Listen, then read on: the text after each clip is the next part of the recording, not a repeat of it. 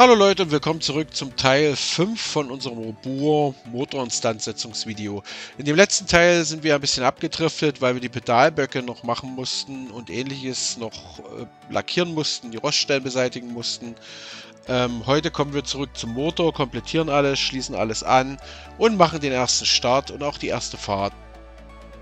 So, noch ein Hinweis in eigener Sache. Es gab natürlich diverse Fragen. Ja, Mensch, wie lange hat das gedauert? Insgesamt haben wir für die ganze Aktion ungefähr 5 Wochenenden gebraucht. Also das heißt, der Robur fährt schon lange wieder. Er hat sogar schon wieder den nächsten Ölwechsel hinter sich.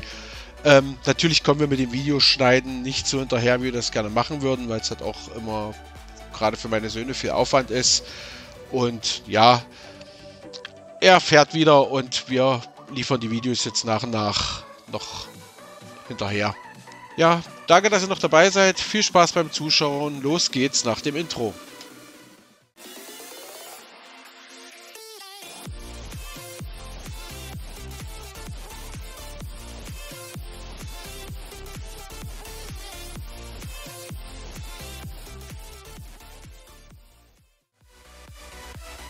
So, jetzt setzen wir die Traverse vorne wieder ein.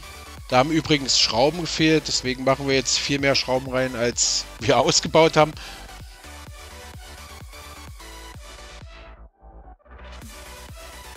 Wir schrauben die Hupe wieder an.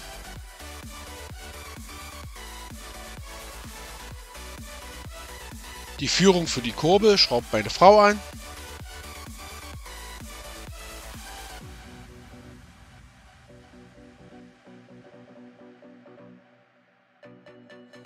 Wir schrauben die Halterung für den Behälter von der Scheibenwaschanlage wieder an.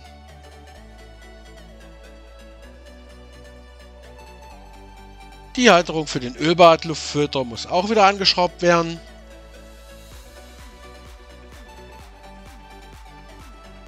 Und natürlich die Haubenhalterung. Auf der rechten Seite, also Beifahrerseite. Jetzt noch die Haubenhalterung auf der Fahrerseite. Wir ziehen die noch nicht ganz fest, weil die noch nachjustiert werden muss. So, natürlich kommen noch die 2 Kabel an den Anlasser, die Spannungsversorgung und die Steuerleitung für den Magnetschalter. Wir schieben das Kupplungsgestänge wieder rein, mussten wir austauschen, weil es total korrodiert war. Wir haken es getriebeseitig ein und machen die Scheibe und den Splint wieder drauf. Natürlich nehmen wir alles neu. Splint schön auseinanderbiegen. Jetzt wird das Kupplungsgestänge noch vorne an dem Hebel vom Kupplungspedal eingehakt. Von hinten nach vorne. Und auch hier wieder eine neue Scheibe und einen neuen Splint.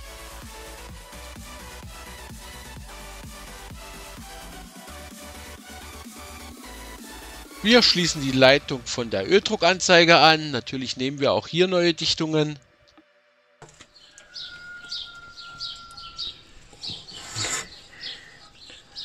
Der Hahn ist aber später dran.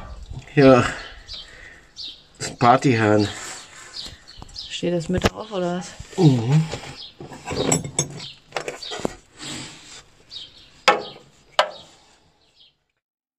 So, wir schließen jetzt den Generator an. Dazu sind 2 Kabel notwendig. Das eine für den Ladestrom bzw. für die Spannungsversorgung. Das wird angeschraubt mit einer Öse. Und dann noch der Steckkontakt für die Ladekontrollleuchte. Wir schließen die Benzinleitung an und bauen gleich noch einen Feinfilter dazwischen. Ja, einfach nochmal zur Sicherheit, wenn irgendwo Dreck herkommt, dass er nicht unbedingt direkt im Vergaser landet. Kommen natürlich auch neue Schellen drum.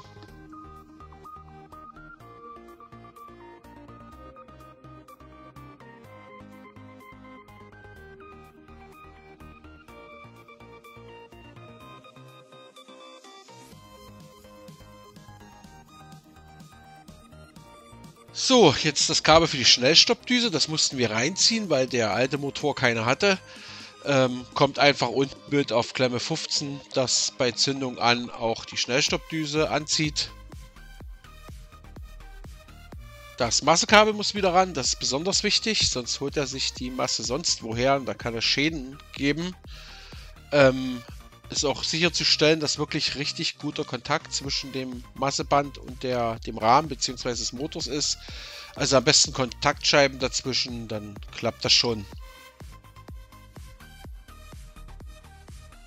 Wir haben auch eine komplette neue Auspuffanlage verbaut, weil von der alten einfach nicht mehr viel übrig war. Und das war auch nicht mehr original. Da hing irgendein Schalldämpfer ich glaube, vom Vectrat runter. Haben wir jetzt wieder durch den Originalen ersetzt. Auch die Fangbänder. Leider haben wir die Aufnahme versemmelt, wo wir den Ansauggeräuschdämpfer einbauen. Aber das sollte jeder in den Griff kriegen. Der wird draufgesteckt und einfach festgezogen. Und jetzt ist der spannende Moment gekommen, wo wir den Motor das erste Mal starten. Aber seht selbst. So. Achtung.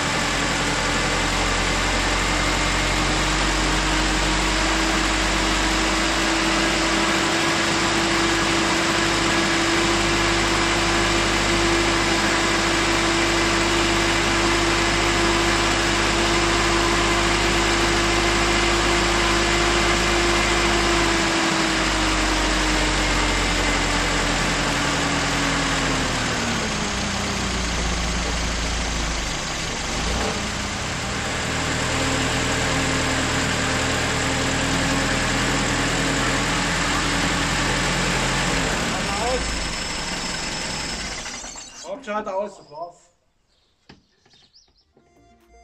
Jetzt haben wir die Motorhaube eingehangen, oben arretiert, dann hängt die erstmal fest und sicher und dann könnt ihr von unten die Haubenhalterung noch gegendrücken und festschrauben. Und das macht man natürlich auf beiden Seiten. Wir nehmen die Motorhaube wieder raus, weil wir müssen ja noch ein paar Teile anbauen, wie die Stoßstange und so weiter. Wir schrauben die Stoßstange wieder fest. Das sind wieder 4 Schrauben. Und zwar 2 auf der Fahrerseite. Die sind übereinander. Und auf der Beifahrerseite, die sind nebeneinander. Jetzt kommen noch die Nebelscheinwerfer dran. Als nächstes verlegen und befestigen wir noch die Kabel. Machen das Rad wieder ran.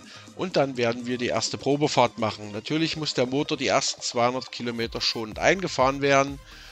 Nicht überlastet, und nach den 200 Kilometern wechselt man dann das Öl und stellt das Ventilspiel nochmal ein. Das werden wir euch dann im 6. und letzten Teil zeigen. Außerdem werdet ihr im 6. Teil noch ein paar Einblicke bekommen, wo wir überall waren bei der Probefahrt, was wir da so gemacht haben, weil so extrem beladen wollten wir ihn in der Zeit nicht. Ja, für den 5. Teil war es das dann jetzt erstmal. Danke fürs Zuschauen. Lasst uns gerne ein Like oder einen Kommentar da, wenn es euch gefallen hat. Oder unterstützt uns noch mehr mit einem Abo. Schreibt auch einen Kommentar, wenn wir Fehler gemacht haben oder irgendwas. Perfekt sind wir ja auch nicht. Weil jede Interaktion auch den Kanal hilft, um die Sichtbarkeit zu erhöhen. Ja, jetzt starten wir ihn und fahren ihn nochmal aus der Halle raus. Danke fürs Zuschauen. Ciao. Ja.